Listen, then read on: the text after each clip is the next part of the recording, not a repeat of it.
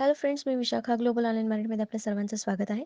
आजच्या सेशनमध्ये आपल्याला RTMNU म्हणजे राष्ट्रसंत तुकडोजी महाराज नागपूर युनिव्हर्सिटीच्या PhD एंट्रन्स टेस्टसाठी पेड एक्झामसाठी रिसर्च मेथॉलॉजीचं प्रिपरेशन करायचं आहे. जे ऑलरेडी आपण सिरीज स्टार्ट केलेली आहे, लेक्चर सिरीज, ज्यामध्ये रिसर्च मेथॉलॉजी आपण कव्हर करत आहोत थ्रू MCQ. सो आजचं हे आपलं 8वं लेक्चर आहे. 7 लेक्चर्स ऑलरेडी कंप्लीटेड आहेत. So let's start with the new session. Session start करण्यापूर्वी एक इम्पॉर्टंट सूचना किंवा संधी आहे त्या स्टुडंटसाठी जे स्टुडंट्स यावर्षीची एक्झाम टार्गेट करतायत. खूप दिवसापासून वाट बघत होते आणि फायनली त्याची एक्झाम डेट आलेली आहे. सो एक्झाम डेटनुसार प्रिपरेशन करण्यासाठी आम्ही तुम्हाला हेल्प करणार आहोत.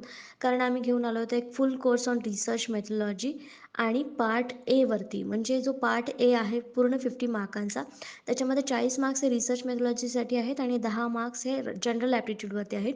सो हा पार्ट आम्ही तुम्हाला कव्हर करून देणार आहोत. सुरुवातीला हा रिसर्च मेथॉलॉजीचा फुल कोर्स आणि त्यानंतर जनरल ॲप्टिट्यूड असं 50 मार्क्सचं प्रिपरेशन करण्यासाठी आम्ही फुल कोर्स देणार आहोत. ज्यामध्ये आम्ही तुम्हाला देणार आहोत full syllabus notes, full syllabus mock test, live lectures, परत recorded lectures and 1500 plus MCQ PDF, जे तुम्हाला हेल्पफुल ठरणार आहे थ्रू आउट द प्रिपरेशन. या पूर्ण प्रिपरेशनमध्ये तुम्हाला हे जे पॉईंट्स आहेत ते खूप हेल्पफुल ठरणार आहे. MCQ PDF ज्याची सराव देखील होणार आहेत. सो या कोर्सची फुल फीस आहे ₹699 आणि जॉईन होण्यासाठी फक्त इकडे दिलेल्या व्हॉट्सअप नंबरला मेसेज करा आणि लगेचच कोर्सला जॉईन व्हा. लास्ट लेक्चरमध्ये आपण हेच टॉपिक घेतले होते युनिट 1 मधले. आजही आपण तेच टॉपिक घेणार आहोत. त्याच्यावरचे 10 MCQs आणि 10 कन्सेप्ट त्यामागचे त्याचे एक्सप्लेनेशन आज आपण बघणार आहोत. बघूयाचा पहिला प्रश्न. An inductive theory is one that. प्रेरक सिद्धांत एक आहे की. काल आपण इंडक्टिव्ह आणि डिडक्टिव्ह रिझनिंगचे 2 मेथड्स किंवा पद्धती बघितल्या होत्या, 2 अप्रोचेस बघितले होते, ज्याच्यामध्ये आपल्याला माहिती आहे डिडक्टिव्हमध्ये आपण जनरलपासून मोर स्पेसिफिकपर्यंत जातो आणि इंडक्टिव्हमध्ये आपण स्पेसिफिकपासून जनरल थेअरीजपर्यंत जातो. तर मग आपल्याला इथे ऑप्शन्सपैकी सांगायचं की इंडक्टिव्ह थेअरी यापैकी कुठली आहे ऑप्शन्सपैकी. मग ऑप्शन्स दिलेले आहेत. Involves testing and explicitly defined hypothesis. स्पष्टपणे परिभाषित गृहीतकांचे परीक्षण करण्यास सामील आहे. Does not allow to for finding to feedback into the stock of knowledge. ज्ञानाच्या साठ्यात निष्कर्षांना परत पोहोचण्याची परवानगी देत नाही. Uses quantitative methods whenever possible. जेव्हा शक्य असेल तेव्हा प्रेरणात्मक पद्धती वापरतात. D allows theory to emerge out of data. सिद्धांत डेटामधून बाहेर येण्यास अनुमती देते. स्पेसिफिकमधून जनरल. तर इथं आपला इंडक्टिव्ह थेअरी मिळते आहे. म्हणजे आपल्याला ऑप्शन डी मध्ये इथे आपल्याला करेक्ट आन्सर मिळतं आहे की सिद्धांत डेटामधून बाहेर येण्यास अनुमती देते. म्हणजे डेटा जो आपण ओळखलेला आहे त्याच्यातून मोर स्पेसिफिक थेअरी निर्माण होते. इंडक्टिव्ह थेअरी इथे आपल्याला दिसते, म्हणून आपलं करेक्ट आन्सर इथे आहे D allows theory to emerge out of data. त्याचं एक्सप्लेनेशन कसं असेल आपण बघूया. In logic, we often refers to the two broad methods of reasoning as the deductive and inductive approaches. जे आपण बघितले ते deductive and inductive approaches. Deductive reasoning works from more general to the more specific, general to specific. Inductive reasoning works the other way, moving from specific observation to the broader generalization of theories. जसे की आपल्याला क्वेश्चनमध्ये विचारलं, म्हणजे जे options correct आलं होतं आपलं, त्याच्यामध्ये डेटामधून आपण थेअरी काढणार आहोत, म्हणजे मोर स्पेसिफिक जनरलायझेशन करणार आहोत डेटामधून. मग इथं आपलं काय असणार आहे, इंडक्टिव्ह रिझनिंग असणार आहे. इंडक्टिव्ह थेअरी आपल्याला काढायची होती क्वेश्चनमध्ये आणि ते आपल्याला चौथ्या ऑप्शनमध्ये क्लिअरपणे मिळालं होतं, म्हणून आपला चौथं ऑप्शन जे होतं डी ते करेक्ट आन्सर होतं. नेक्स्ट क्वेश्चन बघूयाचा सेकंड नंबरचा. What is the epistemological position held by the पॉझिटिव्हिस्टद्वारे तात्विक स्थिती याला काय म्हणतात किंवा ज्ञानमीमांसा स्थितीला काय म्हणतात. तर एपिस्टेमॉलॉजी म्हणजे काय आपण सुरुवातीला समजून घेऊया. एपिस्टेमॉलॉजी म्हणजे एखाद्या ज्ञानावरती, म्हणजे एखाद्या विषयी खूप बेसला जाऊन आपण आणखीन माहिती घेतो किंवा त्याचा सोर्स शोधतो किंवा त्याच्याबद्दल आणखीन माहिती मिळवण्यासाठी प्रयत्न करतो, त्यालाच आपण एपिस्टेमॉलॉजी असं म्हणू शकतो. तर त्या एपिस्टेमॉलॉजीचं पोझिशन पॉझिटिव्हिस्ट जे आहेत त्यांचं काय म्हणणं आहे किंवा त्याला काय म्हणतात हे आपल्याला सांगायचं आहे. ऑप्शन्स आहेत. There is no substitute for in depth hermeneutic understanding of society. समाजाचा सखोल हार्मोनेटिक समजण्याला पर्याय नाही. Scientific research should be based on value free empirical observation. वैज्ञानिक संशोधन मूल्यमुक्त अनुभवजन्य निरीक्षणावर आधारित असावे. Events and discourages in social world prevents us from having direct knowledge of natural order. सामाजिक जगातील घटना आणि प्रवचन आपल्याला नैसर्गिक ऑर्डरचे थेट ज्ञान घेण्यापासून प्रतिबंधित करतात. It is important to remain optimistic about our research even when things go wrong. गोष्टी चुकीच्या झाल्या तरीही आपल्या संशोधनाबद्दल आशावादी राहणे महत्त्वाचे आहे. तर यापैकी कुठली गोष्ट आपल्याला जास्त पॉझिटिव्ह वाटते आहे, तर तेच आपल्या पॉझिटिव्हिस्टचं म्हणणं आहे किंवा त्यांचं पोझिशन जे आहे तीच आहे. तर यामधलं बी ऑप्शन जे आहे ते आहे scientific research should be based on value free empirical observation. म्हणजे मूल्यमुक्त असावा आणि अनुभवजन्य निरीक्षणावर आधारित असावं. त्यातूनच आपल्याला योग्य माहिती मिळेल आणि जे आपल्याकडे ऑलरेडी माहिती आहे त्याच्यावरचा आणखीन क्लिअर नॉलेज आपल्याला मिळेल. मग ऑप्शन बी जे आहे तेच आपलं करेक्ट आन्सर आहे की scientific research should be based on value free empirical observation. तर what is epistemological position held by positivist? That is scientific research should be based on value free empirical observation. तर हे आपल्याला सतत लक्षात राहावं म्हणून मी हे वाक्य 2-3 वेळेस रिपीट करते की आपल्याला कुठली पॉझिटिव्हिस्ट पोझिशन हेल्ड केली जाते एपिस्टेमॉलॉजिकलमध्ये. तर ही आपलं करेक्ट आन्सर इथे बी ऑप्शन आहे. Epistemology in business research as a branch of philosophy deals with the source of knowledge. तर epistemology म्हणजे काय? तर source of knowledge थोडक्यात आपण म्हणू शकतो. Specifically, epistemology is concerned with possibilities, nature, sources and limitation of knowledge in field of study. Alternatively, epistemology can branded as study of criteria by which researchers classifies what does and does not constitute to the knowledge. In simple words, epistemology focuses on what is known to be true. It is way of thinking opposite to ontology. तर इथे epistemology म्हणजे काय सांगितलेलं आहे त्यांनी की हे nature आहे, शक्यता आहे, सोर्सेस आहेत, लिमिटेशन आहे. कशाचं? तर नॉलेजचं. मी सुरुवातीला सांगितलं की एपिस्टेमॉलॉजी म्हणजे नॉलेजच्याच रिलेटेड ही एक कन्सेप्ट आहे की त्याच्यावर आपण जास्तीत जास्त सर्च करणं, त्याच्यावरती खोलात जाऊन विचार करणं किंवा त्याच्याबद्दलची नवीन कन्सेप्ट पुढे आणणं, नवीन नॉलेज त्याच्यामध्ये ॲड करणं एखाद्या स्पेसिफिक कन्सेप्टवर किंवा त्याच कन्सेप्टवर, तेव्हा त्याला आपण एपिस्टेमॉलॉजी असं म्हणतो. नेक्स्ट क्वेश्चन बघतो आपण 3rd नंबरचा. The interpretivist view of social sciences is that. सामाजिक शास्त्राचे दुभाषिक मत असे आहे की जसं आपण एका लेक्चरमध्ये बघितलं होतं की नॅचरल सायन्स आणि सोशल सायन्स हे 2 प्रकार आहेत सायन्सचे. तर त्याच्यामध्ये सोशल सायन्स म्हणजे सामाजिक शास्त्राचं दुभाषिक मत काय आहे ते आपल्याला ऑप्शन्सपैकी निवडायचं आहे, ऑप्शन्समधून सांगायचं आहे. तर आपल्या ऑप्शन्स आहेत ए, their subject matter is fundamentally different to that of the natural science. त्यांचे विषय मूलभूत विज्ञानापेक्षा भिन्न आहेत. We should aim to achieve the interpretive understanding of social action. सामाजिक क्रियेचे व्याख्यात्मक आकलन साध्य करण्याचे आपले लक्ष्य आहे. It is important to study the way people make sense of their everyday worlds. लोक आपल्या दैनंदिन जगाविषयी ज्या पद्धतीने अर्थ काढतात त्याचा अभ्यास करणे महत्त्वाचं आहे. तर यापैकी कुठला ऑप्शन आपल्याला, आणि चौथा आहे ऑल ऑफ द अबोव वरील सर्व. तर सामाजिक शास्त्रामधलं कुठली गोष्ट याच्यामध्ये आपल्याला सगळ्यात जास्त महत्त्वाची वाटते आहे? तर यामध्ये सगळ्याच गोष्टी ज्या आहेत त्या महत्त्वाच्या आहेत सामाजिक शास्त्रामध्ये. तर यामध्ये दुभाषिक मत आहे असं म्हटलं जातं किंवा ह्या ज्या गोष्टी आहेत तिन्ही गोष्टी या सोशल सायन्ससाठी आवश्यक आहेत. मग आपलं करेक्ट आन्सर इथलं कुठलं असणार आहे? D, all of the above वरील सर्व ज्या गोष्टी आहेत त्याच्यामध्ये दुभाषिक मत आहे सामाजिक शास्त्राविषयी. तर त्या क्वेश्चनचं आपण एक्सप्लेनेशन समजून घेऊया की डी का आलं किंवा त्याचे तिन्ही पॉईंट आपल्याला बरोबर का आहेत, दुभाषिक का आहेत. All of this answer reveals something about the interpretive view of social science. तर दुभाषिक मत जे आहे त्याच्याबद्दल काहीतरी ते सगळेच ऑप्शन्स आपल्याला सांगत आहेत. प्रत्येकजण प्रत्येक स्टेटमेंट त्याच्यातलं आपल्याला सोशल सायन्स म्हणजे सामाजिक शास्त्राच्या दुभाषिक मताबद्दल सांगत आहे. The approach is based on reaction of positivism insisting people are not objects. तर लोक जे आहेत सोशल सायन्समध्ये लोकांचा अभ्यास केला जातो, तर ते लोक जे आहेत ते वस्तू नाही आहेत किंवा त्यांचा वापर नॅचरल सायन्सच्या मेथोडॉलॉजी पद्धती वापरून केला जाऊ शकत नाही. त्यांच्यासाठी ते वेगळीच पद्धती वापरली जाते सोशल सायन्समध्ये त्यांचा अभ्यास करण्यासाठी. Most social phenomena are produce through human interaction. म्हणजे नवीन वस्तू किंवा नॉलेज जे आहे सोशल सायन्समधलं ते त्यांच्याशी इंटरॅक्शन करून किंवा त्यांच्याशी बोलून मगच काढलं जातं. तर हे आपल्याला या क्वेश्चनमध्ये किंवा या ऑप्शन्समध्ये दिसतं आहे की हे तिन्ही जे ऑप्शन्स आहेत ते करेक्ट आहेत. त्याच्यामध्ये दोन्हीमध्ये दुभाषिक मत आपल्याला दिसतं आहे, म्हणून करेक्ट ऑप्शन आपल्याला होतं D, all of the above. Next question आहे 4th नंबरचा.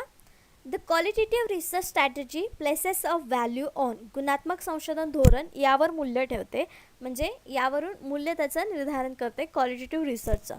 कशावरून? आपले ऑप्शन्स आहेत using numbers, measurements and statistical techniques, संख्या मोजमाप आणि संख्याशास्त्रीय तंत्रे वापरणे, generating theories through inductive research about social meaning, सामाजिक अर्थांबद्दल प्रेरक संशोधनाद्वारे सिद्धांत निर्माण करणे, conducting research that is very high quality, अत्यंत उच्च गुणवत्तेचे संशोधन करत आहे, आणि D all of the above वरील सर्व. तर क्वांटिटेटिव्ह रिसर्चची स्ट्रॅटेजी आहे ते म्हणजे मूल्य गुण जे म्हणतात आपण ते या रिसर्चचे कशावरून कळतात, तर आपला ऑप्शन्स इथं दिलेले आहेत आणि त्याचं करेक्ट आन्सर आहे B, generating theories to inductive research about social meaning. का बी आन्सर आलं? कारण क्वांटिटेटिव्हमध्ये जे नंबर्स येतात ते क्वांटिटेटिव्हमध्ये येतात, क्वालिटेटिव्हमध्ये नाही, म्हणून आपलं ऑप्शन ए कट झालं. डी, त्यातलं ए नाही आहे म्हणजे डी ऑप्शन आपलं नक्कीच नसणार आहे, म्हणजे ए आणि डी ऑप्शन्स कट झाले. सी आणि बीमध्ये करेक्ट आन्सर बी आला, कारण conducting research that is very high quality, अत्यंत उच्च गुणवत्तेचे संशोधन करणं म्हणजे ते मूल्य किंवा त्याची चांगली क्वालिटी आहे किंवा व्हॅल्यू आहे क्वालिटेटिव्ह रिसर्चची असं आपण म्हणू शकत नाही. मग इथे gathering theories through inductive research about social meaning, सामाजिक अर्थाबद्दल प्रेरक संशोधनाद्वारे सिद्धांत निर्माण करणे, हेच आपलं इथे करेक्ट आन्सर असू शकतं. गुड व्हॅल्यू किंवा धोरण जे आहे ते याच्यावरतीच आपल्याला दिसतंय क्वालिटेटिव्ह रिसर्चचं, म्हणून आपला ऑप्शन बी बरोबर आहे. We expect all research to be carried out according to the highest quality standards, tested for the validity, reliability and subjected to the ethical consideration. तर आपण प्रत्येक रिसर्च जो आहे त्याच्यामध्ये हायेस्ट स्टँडर्ड म्हणजे उच्च दर्जा आणि क्वालिटी त्याची चांगली असावी हे एक्सपेक्ट करत असतो किंवा धारणा करत असतो, ज्याच्यामध्ये वैधता असली पाहिजे, विश्वसनीयता असली पाहिजे, या तर आपण सगळ्याच रिसर्चमधून एक्सपेक्ट करत असतो, सगळ्याच संशोधनामधून एक्सपेक्ट करत असतो. Some research studies number of things lack their insistence and frequency of occurrence in relationship of things to other along this dimensions we call this studies quantitative. तर ज्याच्यामध्ये आपण फ्रिक्वेन्सी काढतो म्हणजे वारंवारिता काढतो, ज्याच्यामध्ये आपण संशोधन करून वारंवारिता काढून त्यातले रिझल्ट्स काढतो, तर ते आपण क्वांटिटेटिव्ह रिसर्चमध्ये करतो. Qualitative studies on other hand study the reasons people why do think they do, म्हणजे क्वालिटेटिव्हमध्ये काय करतं की पीपल म्हणजे लोक असं का करतात त्याच्या मागचं कारण आपण शोधतो. How they feel about that, त्याच्याबद्दल ते लोक काय फील करतात. Their general likes and dislikes, त्यांच्या आवडी नावडी काय आहेत, हे आपण याचा अभ्यास आपण क्वांटिटेटिव्हमध्ये संख्या येतात आणि क्वालिटेटिव्हमध्ये या प्रकारचे प्रश्न येतात. The problem is that quantitative studies frequently are interested in how many people feel the same way about something, and qualitative studies might want to show what percentage of respondents indicates particular feelings. For example, तर त्यांनी काय सांगितलेलं आहे, quantitative आणि क्वालिटेटिव्हमधला difference सांगितलेला आहे. क्वालिटेटिव्हमध्ये असं दिलेलं आहे की किती लोक एक सेम फिलिंग एक्सप्रेस करतात किंवा सेम फिलिंग सगळ्या लोकांना येते. नंबर जो आहे तो क्वांटिटेटिव्हमध्ये. तर क्वालिटेटिव्हमध्ये काय येणार आहेत की सेम फिलिंग किती % लोक करत आहेत. हा क्वेश्चन रिसर्चचा प्रॉब्लेम जो असेल तो असेल क्वालिटेटिव्हचा. तर एक्झाम्पल दिलं आहे, the real difference between them is more likely to be found in their underlying research orientation, with quantitative approaches being associated with the positivism and objectivism and qualitativism. Approaches link to interpretive and constructivism. तर आपल्याला असं दिलेलं आहे. तर example त्यांनी जे दिलं होतं की क्वांटिटेटिव्ह काय आहे, एकच उदाहरण दिलं होतं की सेम फिलिंग असणारे किती लोक आहेत, हे येणार क्वांटिटेटिव्हचा विषय, आणि ती फिलिंग किती % लोकांना आहे, एक फिलिंग किती % लोकांना आहे, हा झाला आपला क्वालिटेटिव्ह रिसर्च. त्याच्यामध्ये आपल्याला क्वांटिटेटिव्ह का रिसर्च म्हणजे कुठला आणि क्वालिटेटिव्ह रिसर्च म्हणजे कुठला आहे हे क्लिअर झालेलं असावं. नेक्स्ट क्वेश्चन आहे 5th नंबरचा, which of the following is an example of value free research. खालीलपैकी कोणते मूल्यमुक्त संशोधनाचे उदाहरण आहेत. लास्ट क्वेश्चनमध्ये आपण एक बघितलं आहे की मूल्यमुक्त संशोधन असावं, एक्सपिरियन्स बेस म्हणजे ऑब्झर्वेशन बेसवर रिसर्च असावं. तर तेच व्हॅल्यू फ्री रिसर्चचं उदाहरण कोणतं आहे ते आपल्याला सांगायचं आहे. ऑप्शन्स दिलेले आहेत, कॉन्शियस पार्शलिटी, जाणीव पक्षपात, सिम्पथी फॉर द अंडरडॉगसाठी सहानुभूती, अनस्ट्रक्चर्ड इंटरव्ह्यूइंग, रचना नसलेली मुलाखत. व्हॅल्यू फ्री रिसर्च काय असेल यातलं उदाहरण द्यायचं आहे. त्याचं करेक्ट आन्सर जे आहे ते आहे D, none of the above, वरीलपैकी काहीही नाही. त्याचं एक्सप्लेनेशन बघूया आपण की हे तिन्ही जे ऑप्शन्स आहेत त्याच्यामध्ये आपल्याला व्हॅल्यू नाही आहे असं आपल्याला दिसतं आहे, पण तरी पण हे आन्सर का नाही आहेत, D none of the above का आन्सर आलं ह्याचं. एक्सप्लेनेशन आहे values reflect either the personal beliefs or the feelings of researchers. तर व्हॅल्यू काय करत असणार, वैयक्तिक बिलीफ आणि फिलिंग्स, रिसर्चर्सच्या भावना ज्या आहेत ते प्रेझेंट करत असतात किंवा त्या दाखवत असतात व्हॅल्यूज. मग आपल्याला प्रश्नामध्ये जे दिलेलं आहेत ऑप्शन ए आणि बी ते फक्त इंडिकेटिव्ह ऑफ व्हॅल्यूज, ते कॅनॉट बी करेक्ट. ते इंडिकेटिव्ह आहेत व्हॅल्यूजचे, ते करेक्ट असू शकत नाही. ते रिसर्च व्हॅल्यू फ्री रिसर्चचे उदाहरण असू शकत नाही. आणि तिसरं ऑप्शन होतं unstructured interviewing in research method. तर अनस्ट्रक्चर्ड इंटरव्ह्यूइंग ही एक रिसर्चची मेथड आहे, एक्झाम्पल नाही आहे रिसर्चचं. Typically used in qualitative research of strategies, म्हणजे क्वालिटेटिव्ह रिसर्चमध्ये ही आपण मेथड वापरतो, interview unstructured interview. But method by itself cannot be regarded as value free value added. म्हणजे जे मेथड आहे ती कधी व्हॅल्यू फ्री किंवा व्हॅल्यू ॲडेड असू शकत नाही. So must be incorrect, making answer D is correct by default. म्हणजे त्यांनी सांगितलेलं आहे की मग हे तिन्ही ऑप्शन जर करेक्ट नसतील तर आपल्याला by default D option correct आहे असे म्हणावं लागेल. Can there be such thing as value free research might have been. म्हणजे असा प्रश्न आहे की व्हॅल्यू फ्री रिसर्च अशी कन्सेप्ट आली आहे, कन्सेप्ट असेल पण त्यामध्ये अजून व्हॅल्यू फ्री रिसर्च असा एखादा उदाहरण आपल्याला देता येणार नाही, असं क्वेश्चन अजून समोर आलेलं नाही आहे असं आपण सांगू शकतो. नेक्स्ट क्वेश्चन आहे 6 नंबरचा. An important practical issue to consider when designing a research project is. संशोधन प्रकल्पाची आखणी करताना एक महत्त्वाचा व्यावहारिक मुद्दा विचारात घ्यावा लागतो. तो मुद्दा कुठला? आपले ऑप्शन्स आहेत. Which theoretical perspective you find most interesting. कोणता सैद्धांतिक दृष्टिकोन आपल्याला सर्वात मनोरंजक वाटतो तो. हा व्यावहारिक मुद्दा झाला का? नाही. मग आपला करेक्ट आन्सर इथे हे नसणार आहे. Whether or not you have time to retire the bathroom first. आपल्याला प्रथम स्नानगृह टेकवण्याची वेळ आहे की नाही हे विचार करायचे. हा महत्त्वाचा मुद्दा आहे का संशोधन प्रकल्पाची आखणी करताना? नाही. C how much time and money you have to conduct the research. आपल्याकडे संशोधन करण्यासाठी किती वेळ आणि पैसा आहे. आणि D which colour of ring blender to present your work in. आपले कार्य सादर करण्यासाठी रिंग बाइंडरचा कोणता रंग हवा आहे किंवा कोणता रंग आहे, हे महत्त्वाचे मुद्दे आहेत का? तर ए, बी आणि डी वाचल्यानंतर आपल्याला लगेच लक्षात येईल की व्यावहारिक मुद्दा हा नाही. व्यावहारिक मुद्दा आपल्याला सी ऑप्शनमध्ये दिसतोय, एक पैसा दिसतो आहे आणि वेळ दिसतो आहे. मग आपल्याला करेक्ट ऑप्शन देखील तेच आहे. How much time and money you have to conduct हा विचाराचा मुद्दा जो आहे तो आपल्याला संशोधन प्रकल्पाची आखणी करताना लक्षात ठेवावा लागतो. हा एक महत्त्वाचा मुद्दा आहे. म्हणून आपलं करेक्ट आन्सर इथं सी आलेला आहे. तर त्याचा आन्सर हे कसं आलं आपण एक्सप्लेन करूया. It's ability to force us to transcend the constant impose by the scarcity of time and money. वेळ आणि पैशाच्या कमतरतेमुळे घालून दिलेल्या मर्यादा ओलांडण्यासाठी आपल्याला भाग पाडण्याची त्याची क्षमता आहे.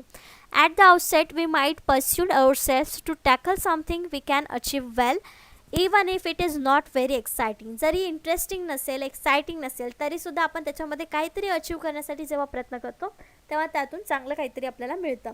जेव्हा पैसे आणि टाईम आपण मॅनेज करू तेव्हा, किंवा किती खर्च करण्याची आपली क्षमता आहे त्याच्यावरती. Rather than producing poor research on fascinating or important topic. Furthermore, we will force to consider target population and the likelihood of being able to construct probability samples. Practicality have to do with how you would implement your theoretical approach and the color of ring blender, while the certainty and important issue is an aesthetic choice. म्हणजे आपल्याला इथे सांगितलेलं आहे की जे रंग वगैरे विचारतात तर ते जे आहे ना, तर तो रंग वगैरे जे सौंदर्य म्हणजे खुलवण्यासाठी किंवा सजावटीसाठीचा आहे. पण सर्वात पहिला जो पॉईंट आहे आपल्याला संशोधनाचा आराखडा तयार करण्यासाठी लागणार आहे तो आपल्याला टाईम किती आहे, आपण त्याच्यासाठी टाईम किती देणार आहे आणि मनी किती लागणार आहे, हा व्यावहारिक मुद्दा आपल्याला तिथे लक्षात घेतला पाहिजे. म्हणून आपलं करेक्ट आन्सर हे आलं होतं. नेक्स्ट क्वेश्चन आहे 7th नंबरचा. The constructionist ontological position suggest that. Last क्वेश्चनमध्ये आपण बघितलं तर epistemological position positivist suggest that. आता आहे the constructionist ontological position suggest that. बांधकाम व्यवसायातील अँटॉलॉजिकल स्थिती सूचित काय करते? ऑप्शन्स आहेत. Social phenomena that their meanings are constantly being accomplish by social actors. सामाजिक घटना आणि त्यांचे सर्व अर्थ सामाजिक कलाकाराकडून सतत केले जात आहेत. Individuals are born into the world of rule and structures that they cannot change. व्यक्ती आणि नियम संरचना जगात जन्माला येतात ज्या त्यांना बदलू शकत नाहीत. Building and construction work present an ideal opportunity to exercise the sociological imagination. इमारत बांधकाम कार्य समाजशास्त्रीय कल्पनाशक्तीचा उपयोग करण्याची एक उत्तम संधी आहे. Social facts and objects have an external reality independently of the people who perceive them. सामाजिक तथ्य आणि वस्तूंचे बाह्य वास्तव आहे जे स्वतंत्रपणे समजतात अशा लोकांचे असते. तर नेमकं बांधकाम व्यवसायातील अँटॉलॉजिकल स्थिती सूचित काय करतं? तर आपल्या इथे करेक्ट आन्सर आहे A. Social phenomena and their meanings are constantly being accomplished by the social actors. सामाजिक घटना आणि त्यांचे अर्थ सामाजिक कलाकाराकडून सतत केले जात असतात हे आपल्याला इथे सूचित करते. तर ऑन्टॉलॉजी म्हणजे काय? The science of or study of being and it deals with the nature of reality. तर म्हणजे असणं, फॅक्ट जे आहे, रियालिटी जे आहे, त्याचं जे विज्ञान आहे त्याला आपण ऑन्टॉलॉजी असं म्हणू शकतो. म्हणजे नेचरची जी रियालिटी आहे त्याला ऑन्टॉलॉजी असं म्हणतो. Ontology is a system of beliefs that reflects and interpretation by the individuals about the what constitutes a fact. म्हणजे जे काय फॅक्ट आहे त्याच्याबद्दलचे जे विश्वास आहे, त्याच्याबद्दलचे जे नॉलेज आहे, त्या सर्वाला आपण ऑन्टॉलॉजी असं म्हणू शकतो किंवा ऑन्टॉलॉजी असं म्हणतात. The two main ontological positions in the social sciences are objectivism and constructivism. तर मेन दोन पोझिशन्स आहेत ऑन्टॉलॉजीमध्ये, ते आहेत ऑब्जेक्टिव्हिझम आणि constructivism. Where as the first consider social phenomena to exist independent of people somehow. The second position consider them as a product of social interaction in the constant state of revision. तर अशा प्रकारे ऑन्टॉलॉजी आपण समजून घेऊ शकतो आणि त्यातले main दोन पॉईंट आहेत जे ऑब्जेक्टिव्हिझम अँड कन्स्ट्रक्टिव्हिझम पोझिशन आहेत ह्या दोन ऑन्टॉलॉजीमधल्या. आणि अँटॉलॉजी म्हणजे फॅक्ट आणि फॅक्टचा अभ्यास, फॅक्टबद्दल जे नॉलेज आपण घेतो त्याला अँटॉलॉजी म्हणतात किंवा त्याच्यामध्ये आपण अभ्यास करत असतो. नेक्स्ट क्वेश्चन आहे 8 नंबरचा. Which of the following is an ontological question. तर अँटॉलॉजीवरचाच प्रश्न आपल्याला आता आलेला आहे की अँटॉलॉजी म्हणजे काय आपल्याला समजला, तर त्याच्यावरचा प्रश्न कसा असू शकतो ते आपल्याला ऑप्शन्समधून सांगायचं आहे. पुढीलपैकी कोणता अँटॉलॉजिकल प्रश्न आहे? ऑप्शन्स आहेत should I use questionnaire or interviews in my project. मी माझ्या प्रकल्पात प्रश्नावली किंवा मुलाखती वापरू. What can be consider acceptable forms of knowledge. ज्ञानाचे स्वीकार्य प्रकार मानले जाऊ शकतात कोणते? How long is it since I last visited the dentist. मी दंतचिकित्सास अंतिम वेळी भेट दिली तेव्हापासून किती काळ आहे? Do social entities have an objective reality external to the social actors. सामाजिक कलाकारांना वस्तुनिष्ठ वास्तविकता असते आणि सामाजिक कलाकारांना ते बाह्य असतात.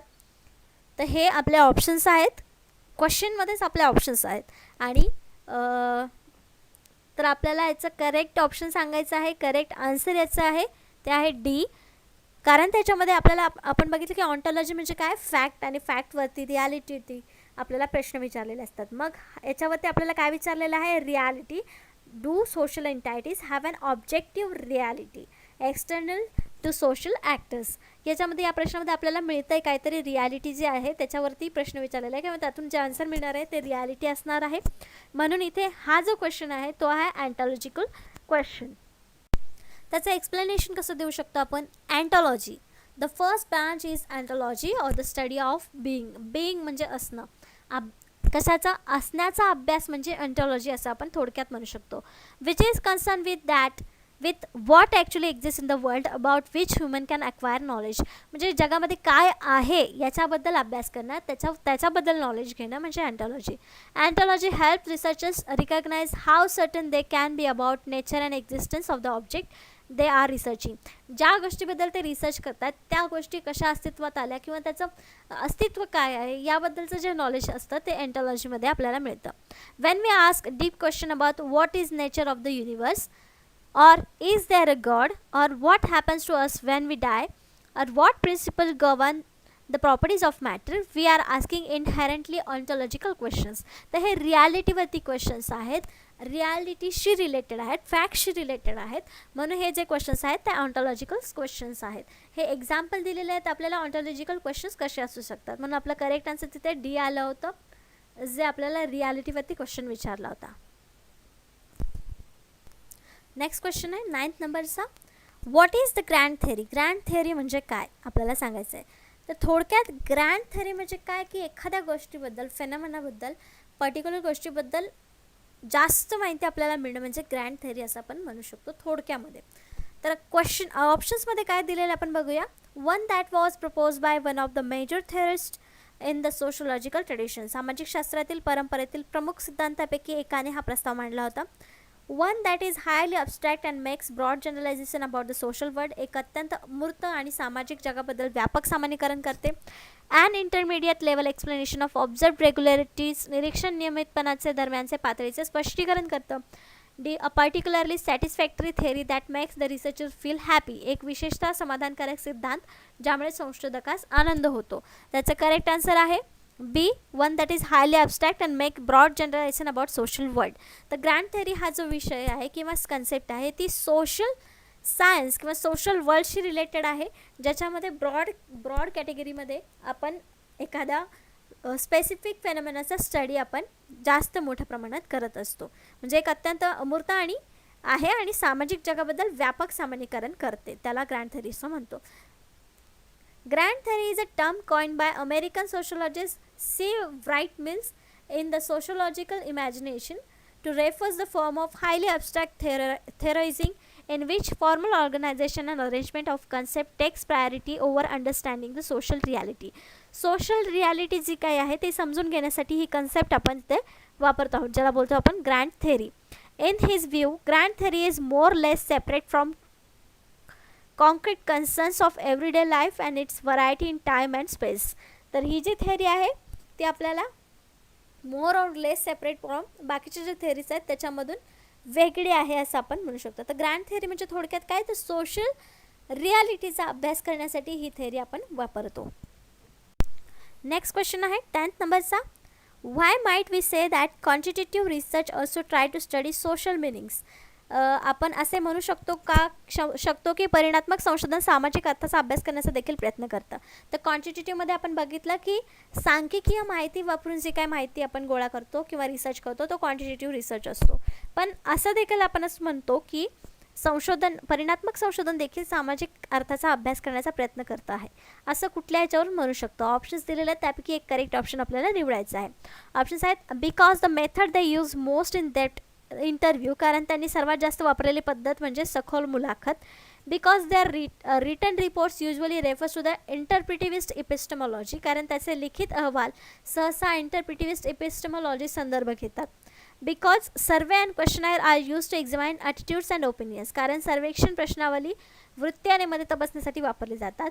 Because they observe human behaviour in laboratory, कारण ते प्रयोगशाळेत मानवी वर्तन पाहतात. त्याचं करेक्ट आन्सर एकच असणार आहे, ते म्हणजे सी, ज्याच्यामध्ये क्वेश्चनायर आणि सर्वे वापरला जातो की लोकांचं मतं आणि वृत्ती तपासण्यासाठी किंवा त्यांचे मतं घेण्यासाठी.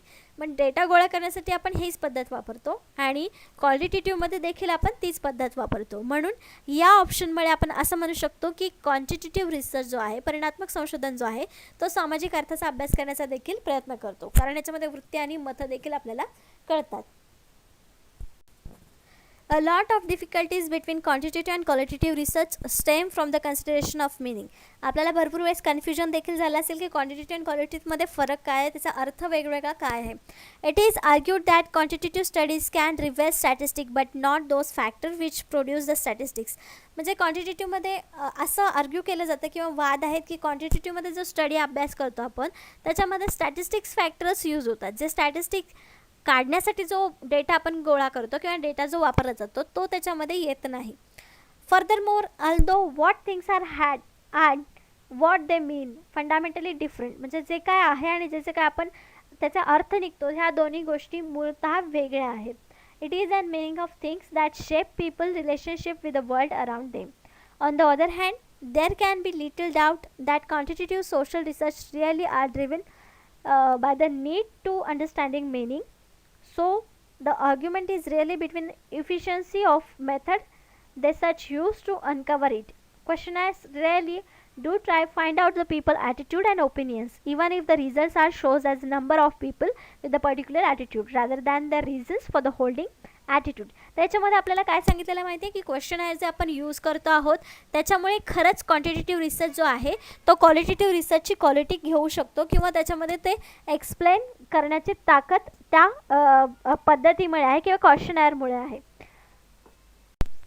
तर अशा प्रकारे आजचे आपले 10 प्रॅक्टिस क्वेश्चन्स आणि 10 कन्सेप्ट ज्या आहेत त्या आपल्याला इथे झालेल्या आहेत.